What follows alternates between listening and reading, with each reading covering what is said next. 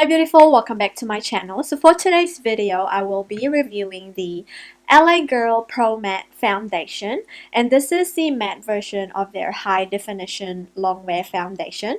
Now on their website, this foundation claims to have a soft and suede-like finish, and it will have you covered and shine free all day. It has a creamy liquid formula that provides smooth and buildable coverage for both day and night, and it minimizes the appearance of pores and fine lines for an even soft focus effect. So this foundation right here retails for $19.99 in New Zealand. This foundation comes in 10 shades, and I got the shade called Warm Sienna. I'm not gonna lie, this looks a little bit too pink on my skin tone. If I had to redo, I should have gotten the shade Sand or Soft Honey, but we'll see because sometimes packaging like this is kind of deceiving. So it comes in a pump and it comes in a glass bottle, which I thought was really great. And drugstore foundations with pump is always a good to have, and it doesn't really say much. It just says medium to full coverage on the back, and then it has a smooth long wear suede finish, as we said before. So I'm going to swatch what the foundation looks like.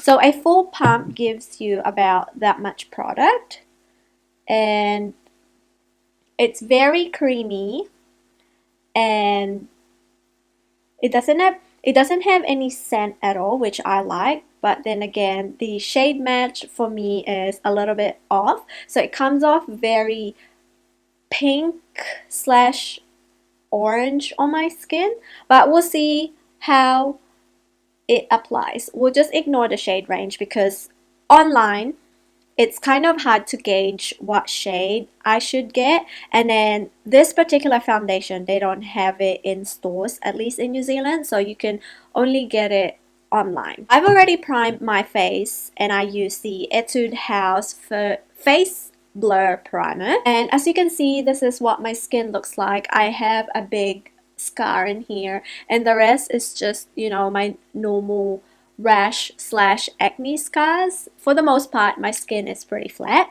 So we're going to apply this foundation on this side of my face first. Oh my god, it's too red. And I'm going to use a sponge for that and see how it blends out.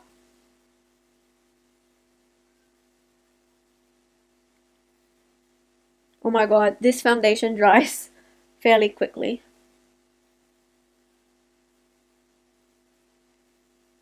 You have to work very fast. I didn't get to blend this part right here because the foundation dried a little bit too quick. So I think I'm gonna go and put another pump.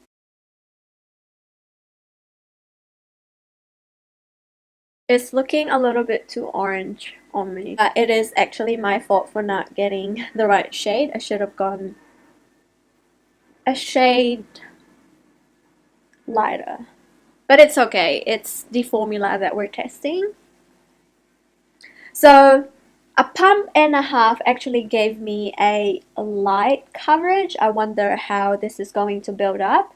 So what I'm going to do is to leave it as is, but definitely first off, it dried pretty matte. It has a little bit of sheen around my cheek area, but for the most part, it's quite dry and matte. So I am going to see how it applies with a brush. So I'm going to use my e.l.f. blending brush and just stipple that.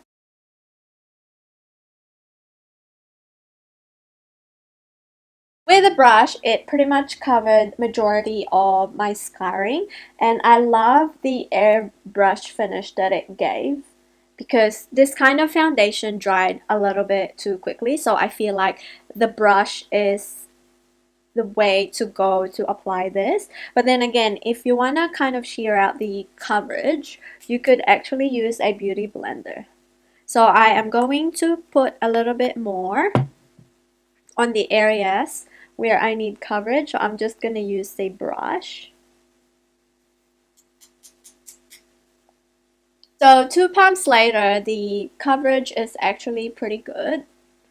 But oh my god, it's very orange on me. But it's okay, we'll make it work. We'll definitely make it work. So I feel like this kind of foundation, your best bet to apply it, this is a brush because it dries relatively fast. Even though it's full coverage, it doesn't necessarily feel very heavy on my skin. It feels kind of lightweight, but then again, it covered pretty much majority of my scarring. It looks pretty smooth and somewhat airbrush. So what I'm going to do is to fix this mess, and we'll see how it will look like once I finish highlighting and stuff. Here is the finished look. Mind you, I powdered a shit ton of banana powder on my face. I didn't even do a contour or bronzer. I just let it be. I just kind of contoured my nose a little bit and put on some highlighter. So this is what the foundation looks like.